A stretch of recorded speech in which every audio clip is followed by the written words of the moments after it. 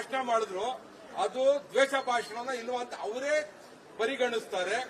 ಅವರೇ 10 ವರ್ಷ ಜೈಲ್ಗೆ ಹಾಕಂತ ಒಂದು ಕಾನೂನು ಅಂದ್ರೆ ನ್ಯಾಯಾಂಗವನ್ನೇ ತೆಗೆದುಹಾಕಿ ಇವರು ಒಂದು ಹೊಸ ಕಾನೂನನ್ನ ಸೃಷ್ಟಿ ಮಾಡಿ ಯಾವಾಗ್ಲೂ ಅವರ ನಾಯಕರು ರಾಹುಲ್ ಗಾಂಧಿ ಅವರ ಒಂದು ಇದನ್ನ ಸಂವಿಧಾನನ ಅಲ್ಲಾಡಿಸ್ಕೊಂಡು ಓಡಾಡ್ತಾ ಇರ್ತಾರೆ ದೇಶದಲ್ಲಿ. ಅದ್ರ ಆಲ್ರೆಡಿ ಅದ್ರಲ್ಲಿ ಇದೆ.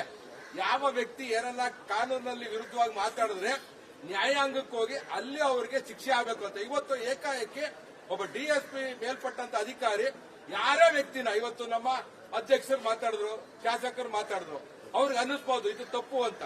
ಏಕಾಏಕಿ 10 ವರ್ಷ ಜೈಲ್ಗೆ ಹಾಕುವಂತ ಒಂದು ಕಾನೂನ ತಂದಿರೋದ್ರೆ ಇದು ಒಂಥರ ಮತ್ತೊಮ್ಮೆ ಎಮರ್ಜೆನ್ಸಿನ ನಮ್ಮ ದೇಶದಲ್ಲಿ ಡಿಕ್ಲೇರ್ ಮಾಡಿದ್ರು. ಇವತ್ತು ಹೆಂಗ್ ಮಾಡಿದಾರೆ ಅಂದ್ರೆ ಇಲ್ಲಿ ಮಾಡಿದ ತಕ್ಷಣ ತೆಲಂಗಾಣ ಅಲ್ಲಿ, ಅದಾದ್ಮೇಲೆ ಬೇರೆ ಕಾಂಗ್ರೆಸ್ ರಾಜ್ಯದಲ್ಲಿ, ಅವರ ಇಂಡಿ ಒಕ್ಕೂಟದಲ್ಲಿ ಎಲ್ಲಾ ರಾಜ್ಯದಲ್ಲೂ ಇದನ್ನ ಮಾಡ್ಬೇಕಂತ ಹೊರಟಿದ್ದಾರೆ.